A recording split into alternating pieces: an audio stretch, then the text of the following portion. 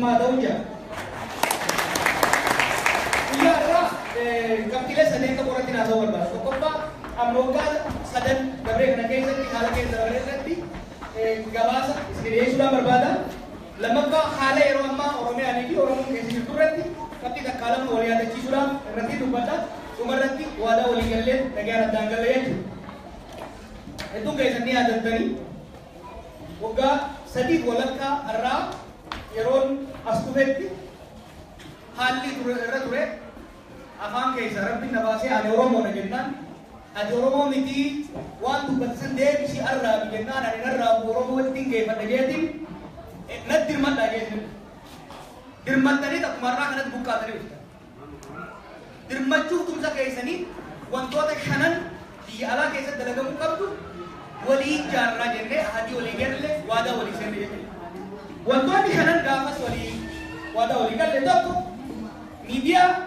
أورومي أدي أمة أورومو جدو قال سلطة بوغا سبا خنا خرا بوغا كوفان جالك كسيسو كأولاد تما إلمان أبشار اللي سنان وسنجرت كمان شاب سودان دو استجار راجل وادا سند كلمتا مدو أربي على جربون لما لا أددا في بيوت أددا كيسة كاريرو كمو أمباسادر هواس كينيا ثاني سوچوان كمو وجي دبلوماسي إنديسني تيم وانور باچسو أنچرتيس ترسيمو جارمه برباچسا دے جارو كم خنس ولين جار رجني آدي وليسين إني لمتا ولميلا بي أنا جرو لميلا بي أددا وجي جوا ولين جرو جارمه تنا ميكنا موما تفهم مدن أددا وجي واول بكبانو رورو في قدادو أمتا كينيا رغاو إسان برسي سودان أمتا كينيا فيرا ورنشو كمنا وغا أمتا كينيا هيبو كمنا جنات كين واني أقربا وادا وليسين بيجي رسانا كيسا تحيوني أدو كبيجاني كيسا فأتدا دين أرياماني جران والغاني حالي إتباكم أبسوطا نابي ورميا برو دين بيالو إتمات إليساني بيكم سسولي سمو wajib itu orang itu wajib juga pada yang kan kenapa biaya bukan ada esok dalagannya malah ada cuan dan itu malah kan rakyat konsol dan faedah usul dan daurati tersimau jarme kabu luar baca karena orang asde makanya esok ni wajib jadi wada olisen aku wada olisen nanti dia jah gaji orang yang media itu tabudan wada turis legal le bakang dong kayak gini ada bara sani rakase nesodati afani wan nabe wan tu padet wada isrif sen de bakam genje cerra arra rawagalle olantum mail mana washa kille sorome rakaban cabsine cerra ummata kenya sammu isa kille sorome ana yo kabni som sinudade ummanni kenya idinu dachi idini bilsom saje to ni ada akmolai kani OMN launch gone OMN egalle ide to sukam yoki mo marchi to ko egalle jia to ko buya ide mi kan kesati every ide mi kan pinchilli master plan awal ka badesu do uda leyetu wokko da saden da kan kesati OMN sagale amma da kenya daudan tarsimo kabso bi yesa tarsimo media di wali bawsulan arrada kabso bi summa oromo daun uga oromo awala me akai nafne ko tuisati ragan isini di ummat oromo ko sultane wayane tu be ragan le tau ni beita ragan ana bimmo hoji o en wajate ragan aka ke samko bakiti kisi denga to wayane na shambaru manunjati frema ke sakayati ofisa ka ude baye chura waraka raga hoji inti hojjanne wandale Eka karora kenya ditti ahadile takka hukma wadale afran hafal baroda dabran kana kesa to jetu karna akka karor panne alat mikain ni kenya sabisa kudda wan he kulle banna kenya budda ni dia kara ite utu budi sancala mo absobi yaki tusan kama ni dia ko karo zontai tarsilo da bi gor sambira da batu ni kama wan he wantona hafal kawani mogat ya bi sura bil kamnejer hada dumbo halli am tusul wanto ta shanan je da san sabisa hojjat ka wan bi tafsiset barada be kana kessa yayi rokono oromo adrata tiamne wanto ta afran haban san budu da barata je hajir wala ti tirmal tani ni bi gara ho do ban mutan ko ko ba taritti والجاي نملي بجا أولدو وليقالودان تكو جارما قرقارسي بيا راجل كون humanitarian aid ummata keenya keessa bima tinkisa qabuun bifa gurmaa'ina qabuun gahu dandeettis akka jaaruuf ogeeyyota dhimma kana beekan ramadee lafa kaa'ee jiru. Ogeeyyonni kun baatileen lamaan darbe kana keessatti qorannoo barbaachisaa erga godhanii booda hawaasa keenyaa fi kanneen biraa eega gorsarraa fudhatanii booda jaarmaa waan kana dindeessuu danda'u lafa kaayanii torbannu yaa'ii lammataa magaalaa Washington DC keessatti godhamu irratti isinif dhiyeessu achirratti hoggana barbaachisaa eega itti filattanii booda gargaarsi Oromoo bifa faca'ee fi adda harca'een osoo hin taane akkaataa Oromiyaa fi Oromoo booda jirtu hundatti kan rakkatte hunda gargaaruu danda'utti hojiirra oolche jennee qabdanna kanallee bira dhaggeeffadhaa gargaara. Kanuma wal qabatee jilli Atlaantaatti godhame rakkoo dippiloomaasii Oromoodhaa injifannoolee akka amma argamanii fi mudaalee isaa erga gama argame takka ummadaalee booda furmaanni jiru injifannooleen kama koominitii dippiloomaasii bifa adda addaatiin godhamanii jiran kun qindoomina akka barbaachisu riisarchii takka qorannoon tarsiimoon akka barbaachisu akkasumas ammoo diinagdeen duuba jiraachuu akka qabu waan amaneef horee hayyoota waan kana qoratanii jaarmee waan kana qindeessuu danda'u akka jaaraniif dirqama itti kennu. Hayyoonni sunis akkuma warra kaanii qorannoo gahaa erga godhanii booda jaarmee waan kanaaf ni baasa jedhan lafa kaayanii torban dhufu Washington DC'tti kan dhiyeessan hoggaa ta'u achirratti mariin bal'aan irratti erga godhamee booda wanti fooyyee hoggansi isaan barbaachisu irratti ramadama jechuudha. Sabiin jettaniree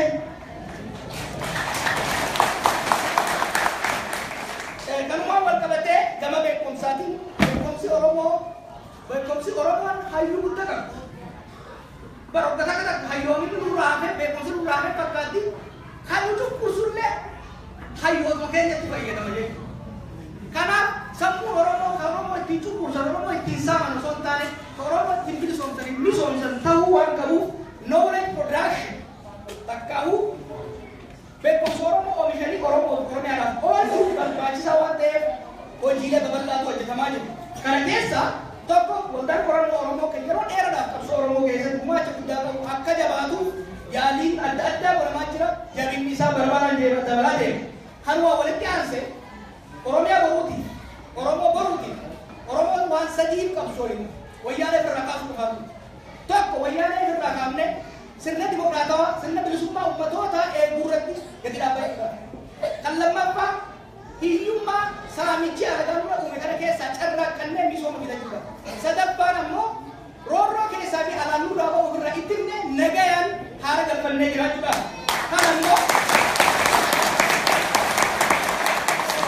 Kan ammoo wantoota waan sadeen qaba. Dimokiraasii, misooma fi nagaa nuuf fiduu danda'u arguma irratti qophaa'uu barbaachisa. Irratti qophaa'uu san keessaa tokko beekumsa nama keenya keessa jiruun Oromiyaa fi Oromoon boru bifa akkamiitiin yoo jaaramte bifa akkamiitiin irratti yoo hundooyte waan sadeen Oromoon qabsooftuuf kana bakka nu beeka jedhu irratti mari'annee waan sadii hojjechaa jirre waan lama Atlaantaatti hojjennee tokkoffaan bu'uurri tokkummaa Oromoodhaa maali kan jedhu dhiibbuu Oromoo lafa keenyee jira.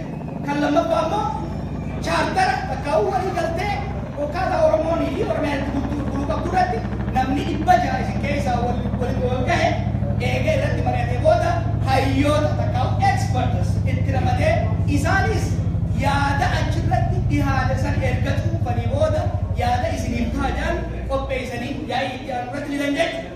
Kanuma hundaa'u takka takkaan irratti hojjechaa jirra san qofa osoo hin taane daran hojii Oromoo kun jabaatee akka deemu beekumsi Oromoo bakka Oromoo barbaadu hundatti akka hojiirra oolu ekonomiksii beeku gama ekonomiksiitiin kan seera beeku seeraan ta'uudhaaf waa'ee dawaa beeku gama dawaatiin sabasa akka tajaajiluuf think tankii adda addaa dhaabuudhaaf inni lafa keenyaa jira.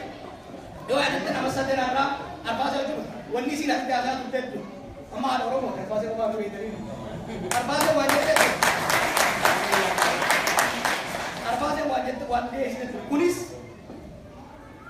namni keenya ogummaa adda addaa qabu professional adda addaa qabu kun haalli itti network ta'ee haalli itti wal beekee wal jaaree ifiifis wal gargaaree sabaa fi biyya isaallee itti gargaaruu irratti mari'achuu fi waa jaaruun barbaachisaadha jedhamee ture. Haa taatu immoo tabiraa waan qabdeef bakka armaan hin geenye waan bulfanne san kore yookiin immoo yaa'ii dhiisii kanarratti kan bal'inaan mari'annu ta'a jechuudha.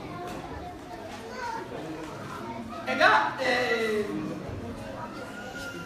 walumaa galatti waggoonni sadan darbe kun akkuma agartanitti carraaqqii adda addaa tattaaffii adda addaa godhaa turre waan hedduutti illee milkoo'inee jirra wanni nurraa hafe illee bal'oodha. Akkuma gaafa duraa isin jedhu wanni ammallee joomaa yoo isin akka kanatti mana kana xiqqootanii seenta mallaqum 60 miti farankaa 6 osoo kennuu baattanii alangaanii mu'a maaliifi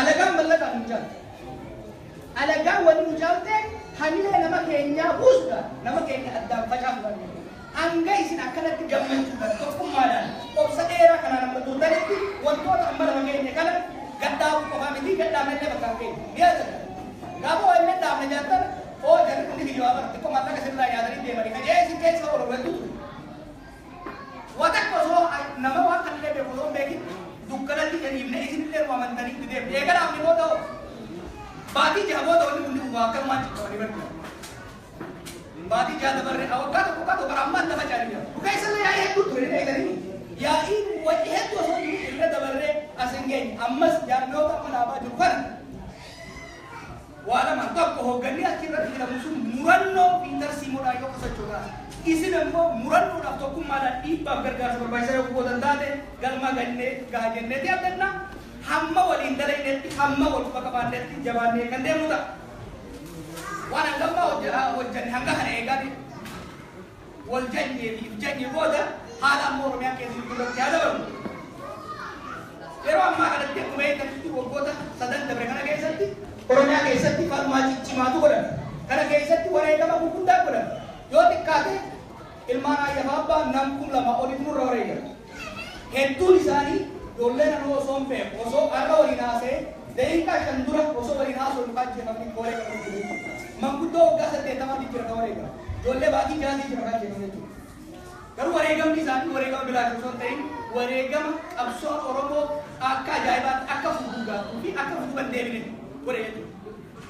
Waggaa 8 har'aatii fi bitootessa bara dabree waggaa 8 har'aatii fi har'a gidduu Oromiyaanis bikka kaleessaa hin jirtu Oromoonis bikka kaleessaa hin jirtu gaafni Afrikaallee bikka kaleessaa hin jirtu. Kana kagoone ummata keenya kana kagoone wareegama barbaachisaa uummanni keenya kabaleen. Waggoota lamaan dabre kana keessatti yoo xiqqaate ilmaan Oromoo 200 ol ta'antu manneen hidhaa adda addaa keessatti dararamaa ture.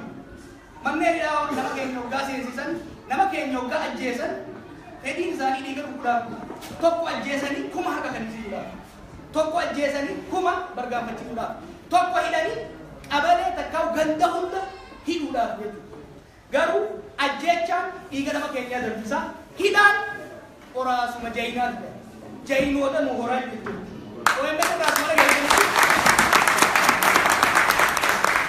OMN irraa mala keessanitti online ijoollee baatii 2 baatii 3 nyaata malee mataa irraa hadanii waggaa daranii achiiban ijoolleen sawayyaaneen bilaashi kafalteetti Oromoo tokko godhuuf bakka takka waliin qabdee jira.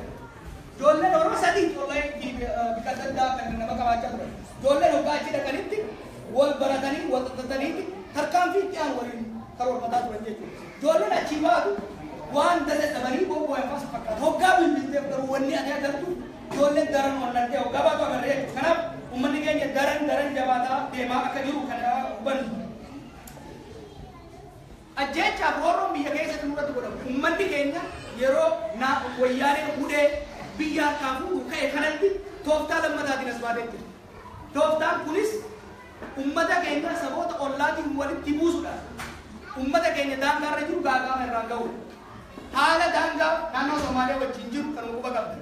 Kun immoo achi qofaanii miti. Naannoo Affaar wajjin, naannoo Beenishaangul wajjin bifa adda addaatiin loltoota naannoo sanii wajjin hidhachiiftee nutti bobbaasaa jiru. Wanni sirriitti hubatamuu qabu. Wanni sirriitti hubatamuu qabu. Waraanni dhufee nama keenya dhayaa jiru kun saboota sanii. Wanni tun hin haalle ni jira. Nuti akka warra nama daangaara gadi keessaa jira. Gosti Oromootis haa taatu sabni Oromooti warri daangaara jiru bishaan irratti oba irratti wal loluu waan jiru. Garuu gaafni matraayyees walitti baasanii baasuu baadhaan wal ga'an hin jiru. Har'a kana madaayaa jiru naannoo Somaaliyaatti liyyuu poolisii wayyaaneen maallaqa guddaa biyya Ingiliz irraa argattee leenjiftetu ka Alshabaab akka lolanii leenjisattu ummata Oromoo ummata nagayaa kan jiru. Haala kana wanti isin gootu sirriitti hubachuun barbaachisaadha.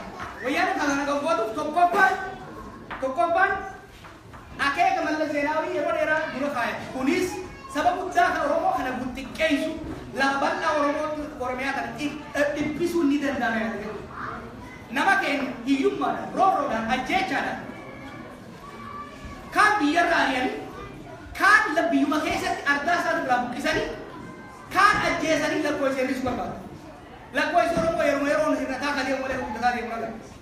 Halammataan jiddu galaan Finfinnee bal'isuudhaan naannoo Finfinneetiin irraa qircachuudha. Daangaadhaan saboota kaanii akka waan qofarra sadaqaan dirqamaatitti nurraa ciranii kan nuudhaan Oromiyaa booddee isaa xiqqee isaa deemuudha barbaada. Tokko kana meejor istirateejii wayyaanota qofasan ta'e warri isaan deeggaruudha wanti isaan barbaadan Oromoo tana saba majooritii saba guddaarraa gara saba xiqqaatti deebisuudha barbaada. Kan lammataa Oromootti diinee dhimmeessuu barbaada. Oromoo saba ollaa itti kakaasanii saba ollaa kana dachii sana ciifachuu dandeessaa barqawwee siinii kenna siin jajjabeessa jechuudhaan saba kana ogaatti kaasanii nuti irraa dhooyine dhiiga wal jiru jiisanii ijaa wal jiru galchanii walitti nuti namsuudha barbaadan jechuudha. Kan biraa haala bara deengaddaa kanatti uummanni keenya qabsoo guddaa bare kana keessatti tarkaanfiin itti aanu qabsoo hidhannoo ta'uu mala.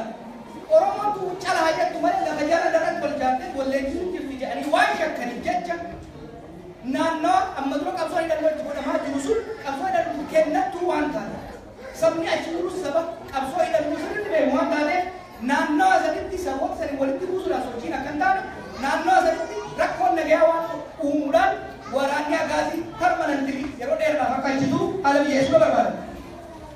Akeekni wayyaanee eeggamti kana ta'u taate deebisaan Oromoo maal ta'uu qaba jennee gaafachuu qaba. Deebisaan dura abbaa fedhe haa ta'u harka wayyaanee ta'ee dheeratee yoo kan qunxutu taate yoo kan ciniinu taate yoo kan qunxutu taate yoo korrootu taate harka sana irraa muuduu barbaachisa. Yoo kan ciniinu taate illee irraa yaasuu barbaachisa. Nuti saba tokko illee rakkoon qabu. Saba ollaa keenya kan wajjin qabu Oromoo Tigree wajjin rakkoon qabu. Haa taatu garuu meeshaa Tigreedhaa ta'ee kan hojjeesu akka irraa ajjeefu akka irraa dhooyuu namuu beekuudha qaba. Kana ittiin qabdan. Kan ammataati. Dhiiga wal ajjeesuun kun wal miidhuun hunduu wayyaanee dheeressuudhaan alatti hijaan taane nuti naquudhaan alatti faayidaa guddoo waan hin qabneef saboota ollaa keenya keessa jiran manguddoo isaanii barbaadanii araaraanii qabbantii akka shirri wayyaanee kun akka beekamu hubannoo kennuudha barbaachisa. Kanarratti hawwani manguddoon keenya saba beekan keessattuu saba Somaalee saba naannoo keenya jiru san hubannoo kennuufi barbaachisaadha. Hubannoon akka ammaa kennameef injifannoo gurguddaa argamsiisee jira. Fakkeenyaaf yeroo dheeraa uummata keenya kan Booranaatii fi kan Garrii wal hojjetaa ture. Lola ammaa keessatti uummanni keenya kan Garrii hirmaataa jira. Gabaa Harargee Lixaatiin uummata Oromoo Somaalee kan Iisaa nurra akka kaasaa ture yeroo dheeraa. Falmaa ammaa kana keessatti hojii manguddoon Oromoo hojjettee uummanni kun Iisaa hirmaachaa jiru. Saboota gosoota hedduu naannoo saniitu hirmaachaa jiru. Kanaaf manguddoo isaanii itti haasa'uudhaan irraa dhorkuun barbaachisaadha jechuudha. Kan sadaffaadhaa nama keenya gargaaruu barbaachisa. Nama keenya hedduudhaatu kumaatamaa buqqa'ee dachii isaa irraa buqqa'ee jira. Kanaaf humanitarian gargaarsi jaarmee diree kennamu hedduu kan barbaachisu gargaarsi kun akka qabu uummanni keenya waan irraa dhorkuun irraa dhorkuun harka qabuun barbaachisaadha jechuudha. Kanaaf wanni walii wayii waan rakkoon daangaarra jirtu kun waan gammoojjii qofarratti fuulleffatte sitti hin fakkaatu. Kuni tarsiimoof imaammata saba Oromoo bal'aa irratti xiyyeeffate ta'uu si beeknee hundi keenya ilaalcha akka kan lafa. Kana waggaa jedhu sabni keenya bal'aan hirmaachaa jiru jechuudha. Ijoollee amma daangaarra dhaqanii if kennanii poolisoota dhaqanii wareegaman keessa golee keenya kan Wallagga irraa dhufan, kan Shawaa irraa dhufan, kan Ilbaa Boor irraa, Jimma irraa hedduutu naannoo sanitti wareegamaa jira jechuudha. Hamma danda'an namni keenya walirratti ilaalaa jiru. Wanti jiru haala tooftaa ittiin hirmaachuu danda'an irratti ifni waan hin jirre tarsiimoon lafa waan hin jirre malee namni keenya hirmaachaa jira. Namni keenya kan biyya alaa jiru kunis hubannoo walgeelee akka deeggarda yaafamanii irratti hirmaachuudhaan tumsa keessa agarsiisuu qabdan jechuudha. Gama dhumaarratti gara fuulduraa maaltu ta'uu qaba maal hojjechuu qaba kan jedhu irratti waggoota muraasa dabalanii dhedheeraa san dura dabalanii hubannoo gaggaarii fudhachuu qaba. Kunis maal?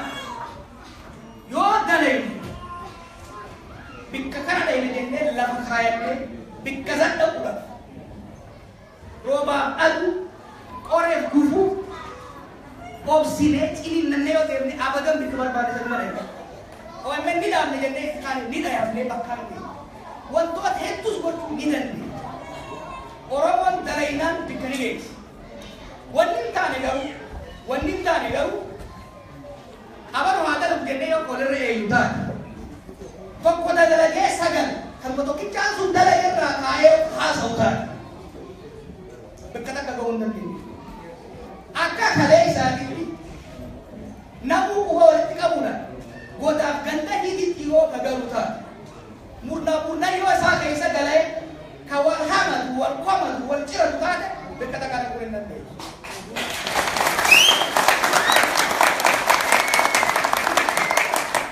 Oromoo dhagaya wal makiin gosaa bakka takka nama geessu gosti wal mo'atu jirtu. Maaliif beeku harree wal dhiinna ilkaan waliin cabsite.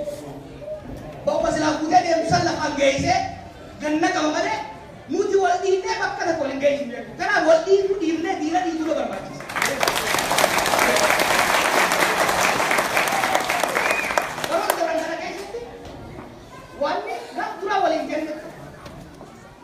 Akhirnya orang mana kita tahu kalau media tahu kalau sultan waan Oromoo keessa uummata gurguru qabna. Kunis Oromoo hin dandeessu. Oromoo waliin taatu waan eegalte bakka hin geessu. Waan mogolee nama buusa. Amana taatee mana barcaan mana barcaan chachi masjiidatti haasawu tokko. Oromoo tokkummaadhaan kaatee wal dhuftee beekumsa maallaqa isiitiin miidiyaa dhaabbattee olaantummaa Habashaa cabsuun waan hamilee keessa nurraa cabsee gara fuulduraatti alagaan fa'aatiin warri adda addaa sabni Oromoo kun amantiin adda addaa bakka adda addaa kusumalamaatiin adda addaa kanaafuu bara akka sabaatti deemuu hin danda'u. Oromoon ta'e nu boonsite alagaan qaanneessite bara hin danda'a. Uummanni keenya qabalee hunda keessa ganda hunda keessa aanaa hunda keessa xiqqaa hundaadhaan ta'uudhaan sochii ajaa'ibaa godhe sanii har'a maraa kaa'uu nama fayyaadhiisi Oromoon takkaa hin jiru jechuudha. Kanaaf yoo dalaynee qabaanne nama keenya boonsine deemuu dandeenya alagamoo naasessuu dandeenya. Waadaa reefu walii kenna irratti hin sirseene. Waadaan dura uummanni siyaasa kakkara jabaate kuni galgala nagaafatanii turan manguddoon asitti dameen OMN tokko nu dhaabachuu qabaa walgahii teenyaa fi gaddaa gammachuu teenya nu qabaasu jennaani maallaqa laallee murteessinaa jechuudha. Malah itu nih studio tuh kita, belajar kita, dokter Ahmad kita apa? Saja nih, jarak jille buat dua varian, naga lu adi di sini buat studio putar le buat ban, gabah satu berita kasih di sini kan, boleh timur bayar kita nih, boleh kamu jimarian nih, OMN hajat di sini buat pasti tak kenapa tuh, wadah sini sana, wadah lo bergambar kayak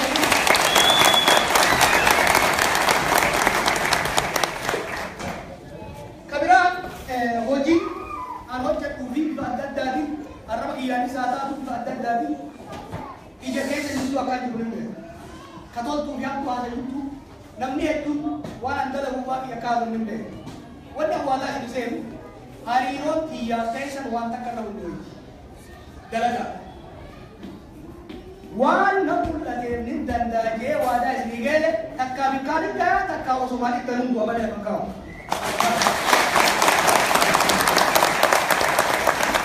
Waan hin dandeenye waan hin beekne immoo aadaa isiniin seenu waadaa isiniin hin seenu. Waan Oromoo toltu akka toltutti tolchuu ni yaada. Abadan ni du'a malee waan Oromoo diiga, waan Oromiyaa booddeessa, waan Oromoo miidhaa hin dalagu kana waadaan isiniif seenu. Waadaa kana Oromoo qofaan miti diinaafillee seenuun barbaada. Wayyaanee shororkaa maal wayyaanee waan takka beekuu qaba. Doktar Marraa waan jechuudha. Waan biraa yoo dhabne dhaloota akkuma booda alagaa kamiif hin bitamne uumnee jirra jechuudha.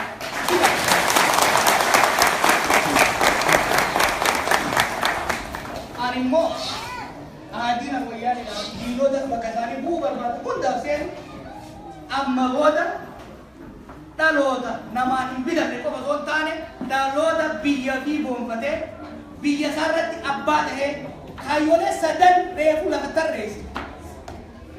Bilisummaa, nagayaa fi misooma saba fiitii fi saba ollaa keenya mirkaneessuu danda'u hortee jirti qabsoon bilisummaa Oromoo. Wayyaaneen guddifachuu dandeessi. Mararaa hidhuu dandeessi. Baqqalaa hidhuu dandeessi. Dargaggoo Oromoo ajjeesuu dandeessi. Na himachuu bira dabartee ajjeesuu dandeessi. Wanni ifa ta'uu danda'u maali? Yeroo gabaabaa keessatti duutii isii kufaatiin isii abadan harkuma uummata Oromoodhaatti taati. Bilisummaan Oromoo immoo jigiinsiisiin irra jaalanti. Saba uummata Oromoo neeganyaa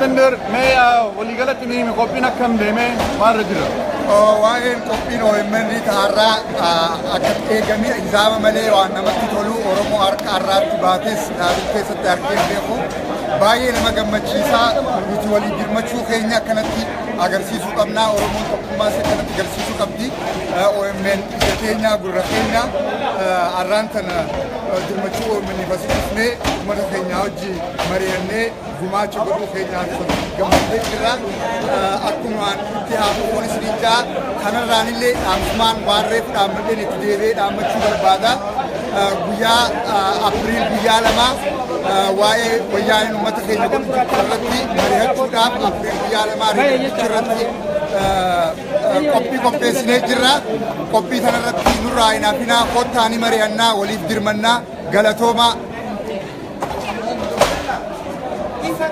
Ganna.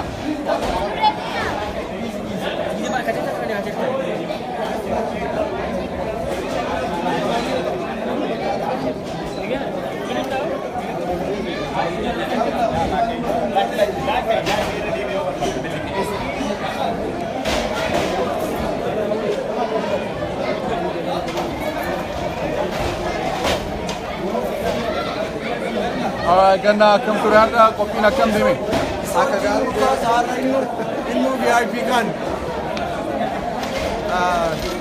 Akka malee waan nama gammachiisee fi walgahii gaarii ture. Wanni irraan ajaa'ibsiise. Uummanni keenya duraan beekee yoo walgahii akkanaa yaamnu tokkoffaa argiteetiin hin wacan. Har'a wajni isin hin jiru. Paazitiivii jechaadha. Kan biraati immoo mallaqa namni hin kennin hin jiru. Ijoollee xixiqqoonis argitee birii 203 kaasaatiin hidhaatiin turanii jechaadha. Waliigalatti har'a OMN wanni guurre gara kuma 60 ammaan tana tagammaati. So congratulations OMN.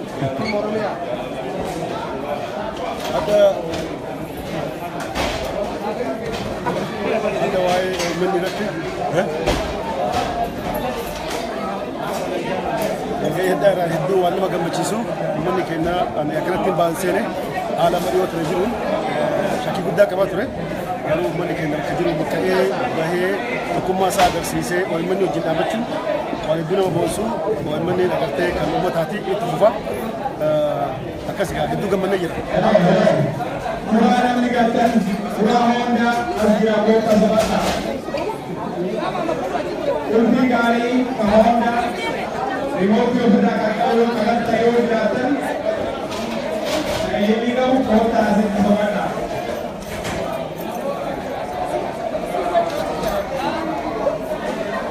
Margitu.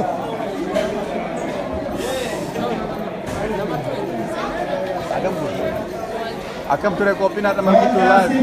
Qophiin baay'ee nama gammachiisa. Irraa gammanneerraa warri siyaatan baay'ee galatoomaa ulfaadhaa nu jiraadha. Johaarillee umrii kan kee dheeradhu Najaatillee baga nagaa. Bakka thank you so much.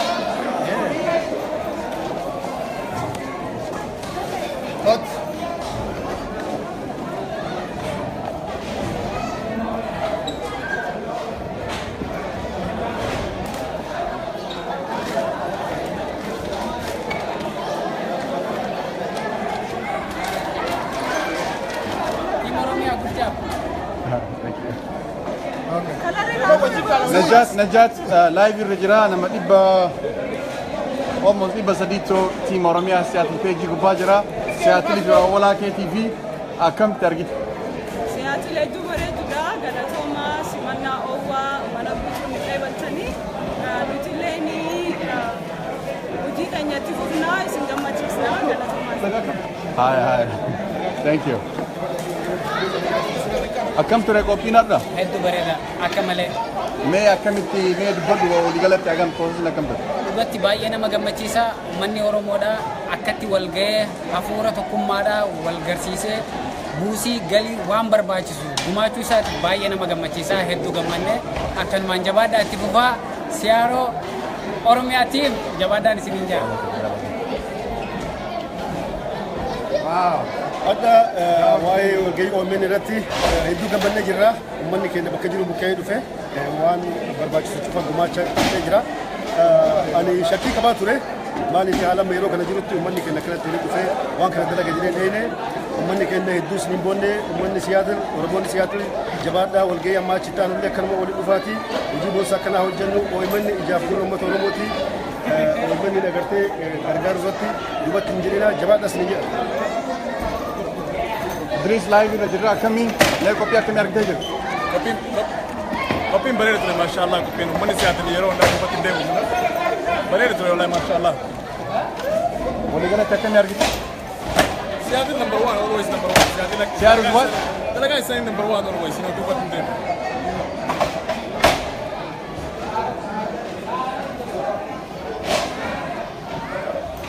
Akkam mee dubbadhaa qophii irra live jettanii? Fantastic. Fantastic. We loved it. We collected a bunch of money. And today we had this one. We'll continue having more. Bareeda jettan jechuudha. Akka gaariitti gammachuu guddaa. Bareeda. Akka himee qophii waliigalatti mee qophiin addaa baay'ee bareeda akkuma argitu kana uummanni siyaasila agartee OMN ololli hedduu itti deemu adda akkanatti gabba'ee dhaabbataa olii bakki hanqatee an dhugaa siin jedhaa kana jedhee himuudhaaf hedduu na dhiba hedduu na ulfaatallee Kanaafi baay'ee gammannee baay'ee bareedaa hojii hagammaa hojjetamee hin beeknetu hojjetamee uummanni Siyaatil haa galatoomuu jedha. Gammachuu hedduun na dhaga'ama. Galatoomuu. DC fillee qophaa'aa jirtanii dhageenyee jirra akkamii qophiin DC? Qophii DC'dhaafis nama hedduutu qophaa'ee tikeetta muratee jira. Waa'ila kiyya kana bira dhaabbatu kana fa'aa saabiti borma namaa. Kanaafi namni hedduutu deemuudhaaf tikeetta murannee jirra. Achi wal arginaa ennaa kan. Haye galatooma. Mee dubbadhu booru kun. Arrantina Mee awwala qofiyyaa illee akkas yaaboo dubbadhu. yaa har'a OMN waggaa sadaffaa magaalaa Siyaatiil Waashingtan keessatti kabajuuf uummanni Oromoo haala gammachiisaan namni hedduun asitti hirmaatee jira. Haalaan argamee waggaa dabrera waggaa barana haalaan hedduun sagantaa akka ajaa'ibaa qopheessinee maashaallah waan hedduu gargaarsa akka ajaa'ibaa goonee jira. Yeroo biraatis akka akkanatti dhufanii kanaa ol Oromoonis wal qabannee bakka takka wal taanee waayyuu akka wajjin hirmaannu kabajaan gaafannaa waan gaafii na gaafatteef galatoomi siin jaa. OMN illee bagga waggaa sadaffaan siin ga'ee jaa. Galatooma. Boy Simra dhufaa jira.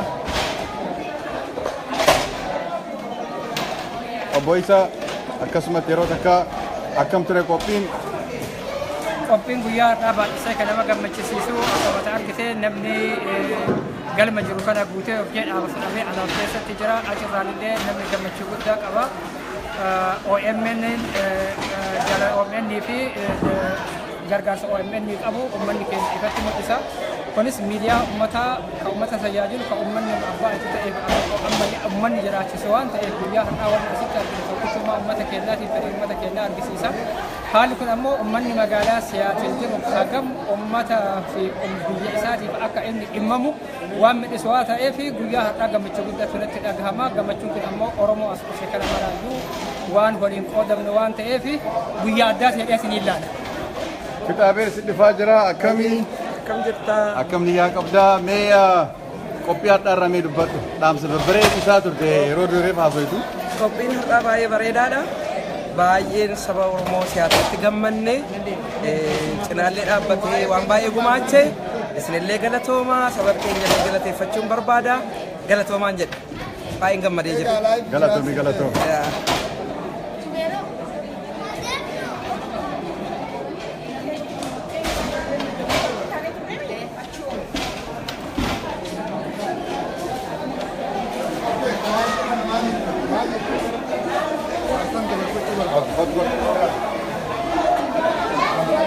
Obbo Mamma akkam nagaa qabdanii laayiviidha.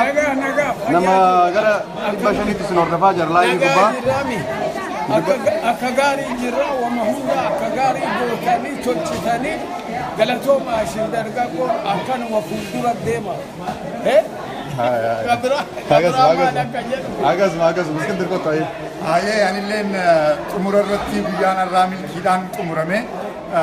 Waan hin dhaammachuu barbaadu hawaasa Siyaatilii fi naannoo isii jiran akkuma nama dura waltajjii irratti ibsetti Please April guyyaa lamaa Rainer Beach Community Center uummata keenyaaf haa dirmannu ifnee haa mari'annu wal haa cinaa dhaabbannu haa wal gargaaruun ja'a April guyyaa lamaa Rainer Beach Community Center sa'a lamaa irraa hanga sa'a ja'aatti uummata keenya isnaaf heerree nu wajji dhaabbadhaa waliif haa dirmannu jeetiin dhaamsa kana dabarfachuu barbaadu. Galatomi. Team Oromia Seattle. Everybody have a good one.